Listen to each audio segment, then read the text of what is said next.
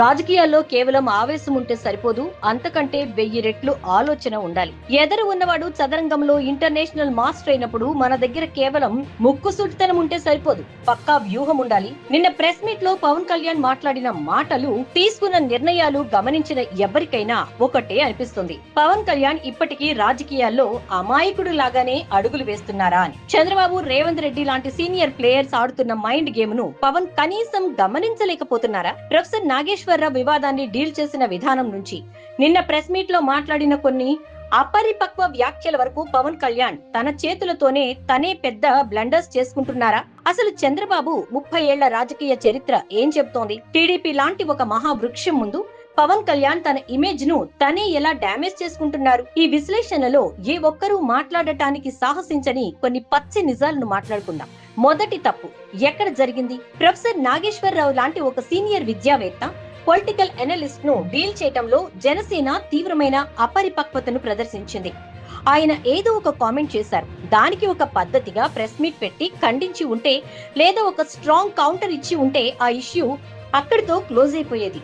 కానీ జనసేన శ్రేణులు ఏకంగా కేసులు పెట్టేదాకా వెళ్లడం, ప్రెస్ మీట్ లో రచ్చ చేయటం వల్ల ఏం జరిగింది? తెలంగాణ సమాజంలో, మీడియా సర్కిల్స్ లో పవన్ కళ్యాణ్ పై నెగటివిటీ పెరిగింది. రేవంత్ రెడ్డి ప్రభుత్వానికి ఒక పక్కా లూప్ హోల్ దొరికింది. శాంతి భద్రతల సమస్య అంటూ పవన్ మీటింగ్లకే పర్మిషన్ క్యాన్సిల్ చేసేలా రేవంత్ రెడ్డికి పవనే స్వయంగా అస్త్రం అందించారు. ఎదుటివాడు వేసిన ట్రాప్ లో పవన్ ఆవేశంతో వెళ్లి పడిపోవడం అంటే ఇదే. నిన్న ప్రెస్ మీట్ లో పవన్ కళ్యాణ్ ఒక లాజిక్ చెప్పారు, ఆంధ్రాలోనే నాకు దిక్కులేదు, తెలంగాణలో ఏం చేస్తాను అని. ఇక్కడి వరకు ఓకే, కానీ అదే ప్రెస్ మీట్ లో ఆయన ఇంకో మాట అన్నారు, నా అభిమానులు పదే పదే చెప్తేనే నేను ఈ పని చేస్తున్నాను, నేనిక్కడ ఎదగాలని ఏమీ లేదు, మా వాళ్ళు ఎదగాలి. ఒకసారి ఆలోచించండి, ఒక డిప్యూటీ సీఎం హోదాలో ఉండి, ఒక పొలిటికల్ పార్టీకి అధ్యక్షుడిగా ఉండి ఇలాంటి అన్మెచ్యూర్డ్ మాటలు మాట్లాడడం ఎంతవరకు కరెక్ట్?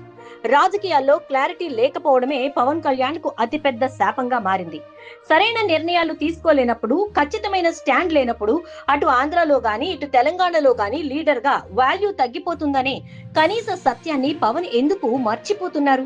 ప్రతిదానికి అభిమానులను బ్లేమ్ చేయటం లేదా వాళ్ళ మీద నెట్టేయడం వల్ల పవన్ లీడర్షిప్ క్వాలిటీస్ మీదే అనుమానాలు వస్తాయి. ఇక అసలు విషయానికి వద్దాం.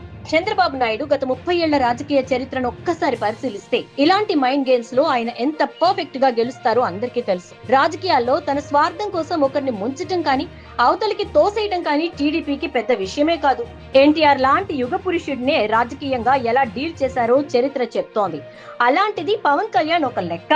పవన్ కళ్యాణ్ ఇలాగే పదే పదే స్ట్రాటజిక్ తప్పులు చేసుకుంటూ పోతుంటే చంద్రబాబుకు పని చాలా ఈజీ అయిపోతుంది.